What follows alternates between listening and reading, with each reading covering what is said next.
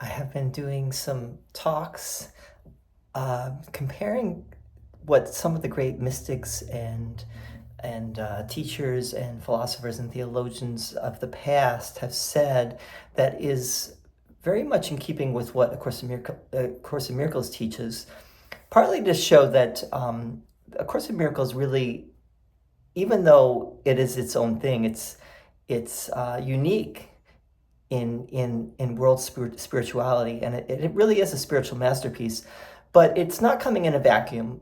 It the much of what's in A Course in Miracles has been said in different places, but what A Course in Miracles is something new. But a lot of what we find there is has been said or has been approached by different thinkers and mystics and spiritual people and non-spiritual people as well, people that are not ostensibly spiritual. So I did a video recently on Ramana Maharshi, who was one of the great sages of modern India in the 20th century. Ramana Maharshi was a silent sage. He would actually answer questions. People would come to him, mainly Westerners would come. Well, people in India as well, but people would come and ask him questions, and he would answer them. And a lot of these talks got made into books later. And the same thing is with the sage that we will be talking about today, and that is Nisargadatta. And he's lesser known, but he is also he ranks up there with Ramana Maharshi and some of the other great non-dualistic teachers of India, especially modern India. And here's a photo of him. And this is a book. This book, I Am That, is also, like A Course in Miracles, this is considered to be a spiritual masterpiece, and it even says it here, a modern spiritual classic. This is like, if you haven't read this or looked at this, it's definitely worth looking at in light of A Course in Miracles, because it is what he's saying, what Nisargadatta is saying is very, very similar. Again, it's not exactly the same. It's using different terminology, oftentimes, different ways of saying things. But just as the Course says, the form changes, but the content remains the same. So he's getting at, basically the same thing. I mean, when I say basically, I mean the same thing. Because if truth is one, then, everything is pointing to that. No matter how you put it, whatever teaching you follow in some way has to be pointing to that one eternal truth. But Nisargadatta and Ramana Maharshi, they seem to be getting closer maybe than other paths, in the sense that they have, they also are getting at the path of knowledge, which is separating what is real from what is unreal. So Nisargadatta was born in 1897. He died in 1981. So he lived a pretty long life. He took initiation in the 30s from his guru. Basically, all his guru gave him was this one practice, and that was the practice of I am. Just to remember I am. And basically his teacher said, if anything else comes in to tell you that you're other than the I am, that you're other than that divine essence, then just go back to the I am. And Nisargadatta, he didn't have any other practice really. And he realized this really works. It's very simple, and it really works. So today I'm going to just read some of the great quotes, just a few well-known quotes from Nisargadatta. Like the first one, you may have heard before. This is maybe his most well-known quote. And then just some others that you will see have resonance with A Course in Miracles. If you've been engaged with A Course in Miracles at all, you'll notice that it's similar, right? So, wisdom is knowing I am nothing. Love is knowing I am everything. And between the two, my life moves, or in between, my life flows. It's been rendered in different ways. By the way, he lived in Bombay, for the latter part of his life, I think for like the last 50 years of his life or so, maybe 40 years. And he was teaching that whole time, basically. And he spoke in, I believe it was Marathi. So this is translated from that into English. I don't, English is very common in India because of the British colonization. But I don't think he spoke in English. I think he spoke in his native tongue, and then it got translated. So love says, I am everything. Wisdom says, I am nothing. Between the two, my life flows. Right? So I am everything and I am nothing. And somewhere in between there, knowing that this physical existence, the ego mind is really nothing. Love is everything. This is what Jesus teaches in the Course, right? He puts it very simple too. Jesus in the Course says, love is everything, ego is nothing, right? Or love is everything, fear is nothing. And fear is basically ego. All right, here's some other quotes. All you have to do is to give attention to the obstacles created by the foolish mind. Same thing, Jesus says in the Course, our task is not to seek for love, but to seek and find all the barriers that we have built against love's presence, right? So that's all we need to focus on is the grievances, what is in the way, the obstacles, the blockages to love's awareness. Remove the obstacles, remove the clouds, and we see the sun. We see the light again. We walk in the light once again. We become the light. Next one. Who is going to give you eternal peace? It is only the Son, that I am. If you embrace the self-effulgent Son, everything else will go, but you will prevail eternally. So that I am, that Son, S-U-N, but he could also mean S-O-N, right? You embrace that I amness.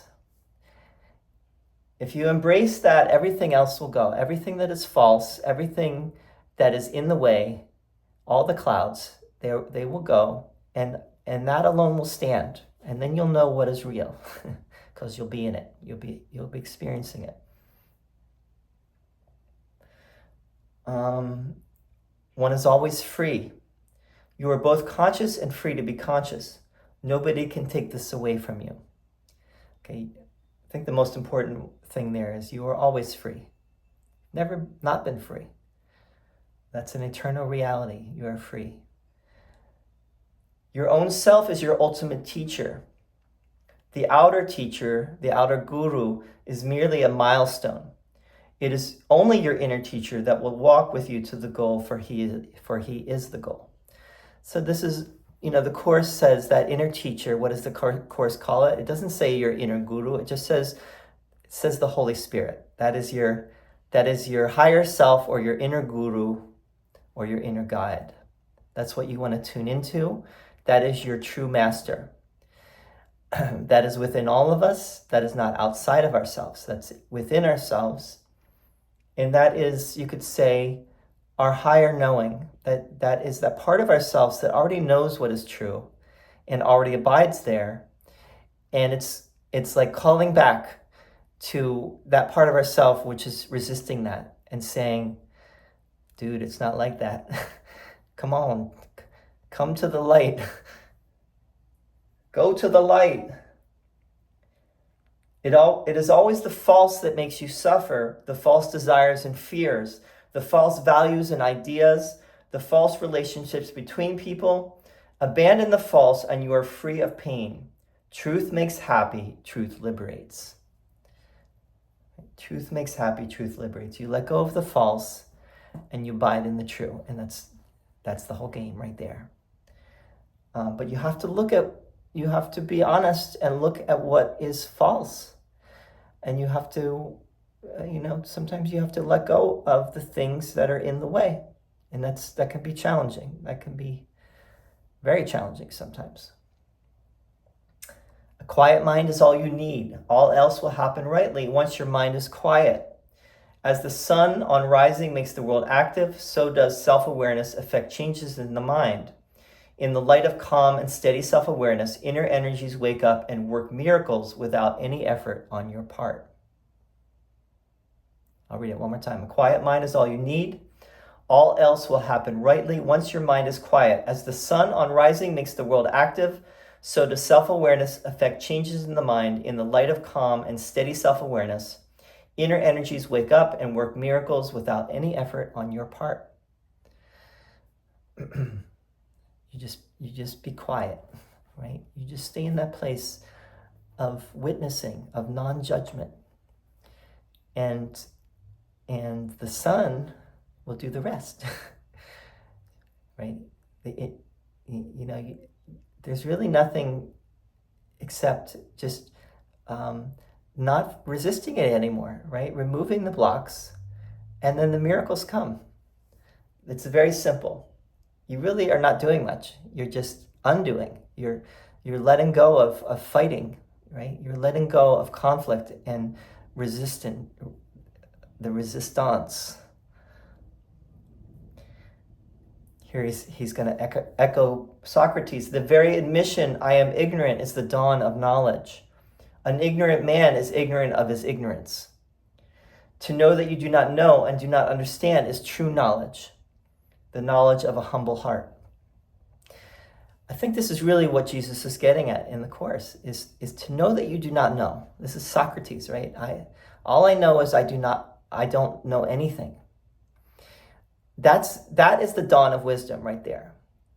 Because when you think you know something, then your mind is in conflict and your mind is agitated, and you will be agitated when people say and do and think things which are against what you believe or your concepts. If you don't know anything, then your mind won't get agitated because you're like, oh, well, I don't know. I don't know what the truth is. So you may be what is true for you might be true for you, and I'm not going to fight that. I'm not going to argue with that. I'm not going to judge that.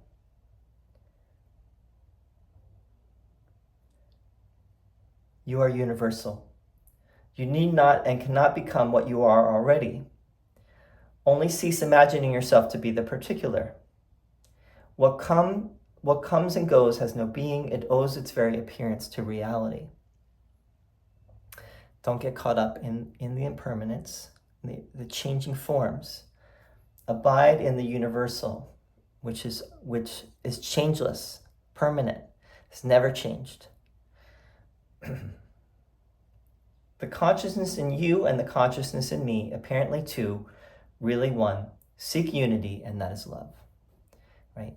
We are all really seeking love, only love, all of us.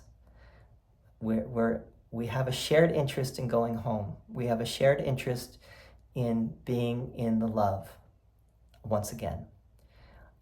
Recognizing that, I cannot judge you, I cannot attack you. I only want for you what I want for myself.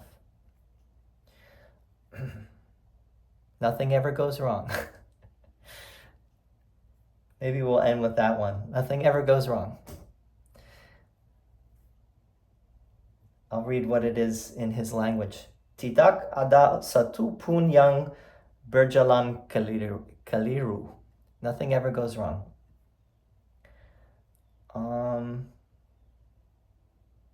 Yeah, we can just leave it at that. So Nisargadatta Maharaj, he was one of the great sages of modern India. Very similar in many ways to Ramana Maharshi. He was also a non-dual teacher. His main teaching, his main practice was the I am. Just abiding in that I am. Letting nothing take you from that. But you can add things to that I am statement that just remind you, I am love, or I am I am perfect. I am as God created me, or I am as love created me, or I am one, I am whole, I am at peace. Any affirmation that helps, but it's all coming to the same thing, which is that place of residing and abiding in your true self, no matter what is going on around you, so that you are in that place. In yoga, we hear you are established. You are established in that abidance. You remain steady in that abiding, steadfast abidance. The dude abides, right? From the Big Lebowski, right? The dude abides. You're abiding in your true nature, which is the I am, right? I am everything. I am love. I am. So thanks for listening, and I hope this is helpful. And I will be continuing. I think the next one I might do is classic rock songs from when Helen, around the time Helen began taking down the course, to around the time when she finished the scribing of the course. So classic rock songs that came in that time period from 65 to 72 or 71. So stay tuned for that. See you soon. Bye for now.